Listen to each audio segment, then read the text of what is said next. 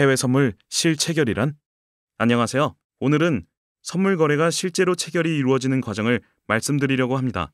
선물 거래를 이제 막 시작하셨거나 시작하신 지 별로 되지 않은 분들은 실제 체결이라는 말이 어색하실 텐데요. 실제 체결이란 말 그대로 선물 거래소에 실제 주문이 들어가는 걸 말합니다. 하지만 이 실제 주문은 증권사를 통한 거래를 진행했을 때에만 들어가는데요.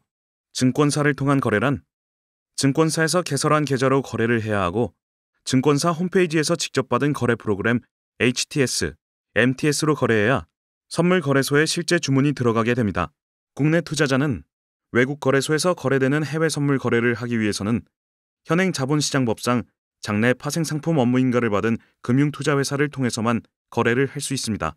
즉, 국내 투자자는 증권사를 통한 거래를 진행해야 선물 거래소에 실제 주문이 들어가는 겁니다.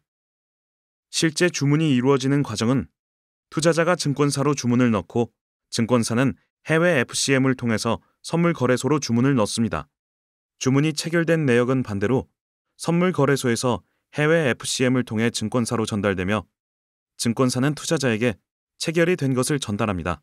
투자자는 주문과 동시에 해당 상품의 증거금을 전달하는데요. 증거금을 선집을 하는 이유는 매수자와 매도자 간의 거래 불이행을 막기 위해서 선집을 하는 것으로 선물거래 계약에 이행 보증을 담기 위한 장치입니다. 선물거래는 미래 결제의 약속이기 때문에 만기일까지 심한 가격 변동이 있을 수 있어 가격 변동에 따른 참여자들의 이익과 손해가 동시에 일어나기 때문에 그 변동폭이 결제 불이행까지 이르면 시장이 혼란에 빠질 수 있습니다. 이러한 위험을 방지하기 위해서 선물거래소는 시장 참여자들로부터 일정한 금액을 계약 이행을 위한 증거금을 받아놓습니다. 즉, 거래를 하기 위해서는 먼저 증거금을 담보금으로서 지불해야 하며 해당 증거금은 선물거래 중개회사를 통하여 결제기관에 납부됩니다. 선물거래의 수익구조는 진입한 시점부터 청산한 시점까지를 계산해 손익이 발생하는데요. 만약 청산 후 수익이라면 증거금 플러스 수익금을 돌려받는 것이고 청산 후 손실이라면 증거금에서 손실금을 제외한 금액을 돌려받는 거라고 생각해 주시면 됩니다.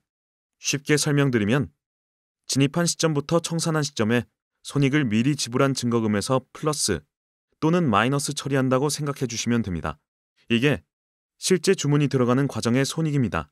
하지만 대여, 미니 업체와 같은 증권사를 통한 거래가 아닌 자체 프로그램으로 거래를 하는 곳은 다릅니다. 증권사를 통한 거래가 아니기 때문에 당연히 선물거래소에 실제 주문이 들어갈 수 없고 선집을 하는 증거금도 결제기관이 아닌 해당 업체에서 보관하게 됩니다. 거래에 대한 손익 역시 업체에서 해결하기 때문에 먹튀와 같은 불상사가 빈번하게 일어나는 겁니다. 투자자가 업체로 입금을 하고 업체에서 증거금을 보관합니다. 투자자가 수익이 발생하면 선 납부한 증거금과 수익금을 업체 사비로 챙겨줘야 하기 때문에 금액에 따라서는 먹튀가 발생합니다.